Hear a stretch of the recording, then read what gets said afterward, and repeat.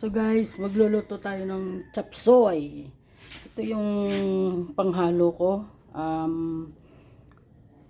Atay ng manok. Ayan. Tsaka kunting laman ng manok. Meron tayo ditong magic sarap, sibuyas and bawang. Ito naman bell pepper. Ayan, bukod lang natin siya.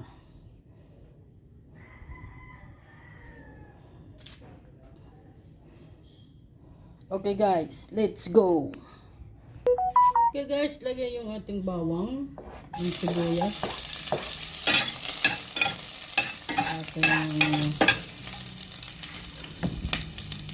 Lagay natin yung bell pepper guys.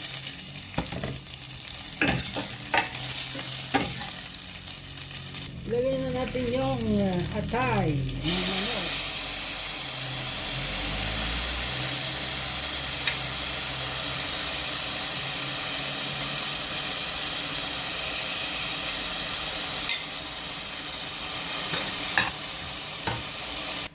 Ayan na siya guys. Nilagyan na natin siya ng kunting tubig.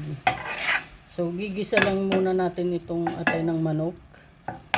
Ayan, hayaan natin siyang maluto.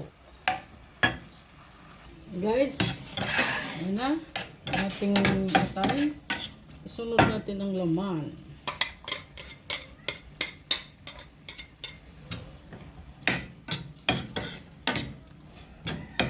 Kunting gisa lang ito guys. Pero nilagyan ko ng tubig para mabilis maluto yung atay.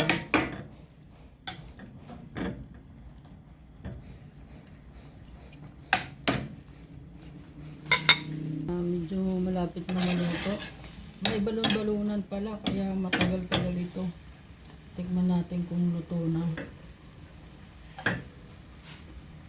Dahil halo na natin yung ating matitigas na gulay muna. Like carrots and sayote, baby beans.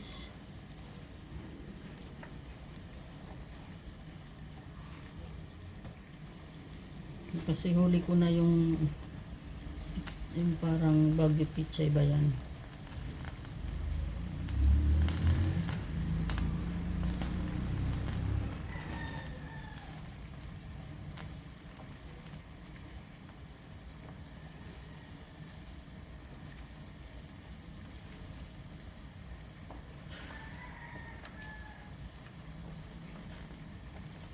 Malalata kasi itong yung repolyo pag sinabay. Ayan, yung matitigas muna yung isinama natin dyan. Yan, kunting sabaw. Yan ating chop suey. Kunting kulo lang yan guys. Sasali na natin yan.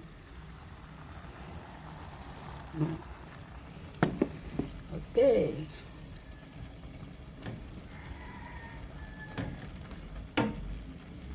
Natin halo na natin to guys. Ito malambot lang to, hindi to ay naku, hindi nakasaling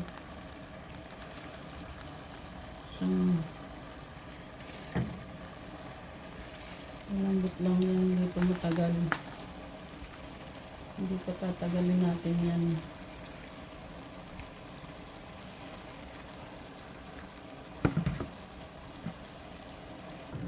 Yun na, bigay na natin.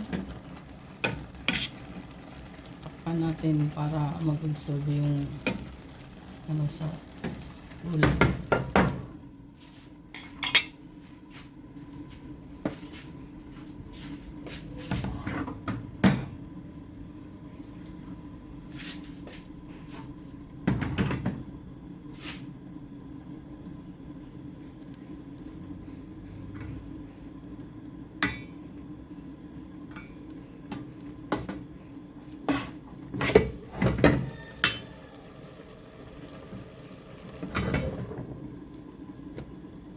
Ayan guys, okay na siya, chop suey.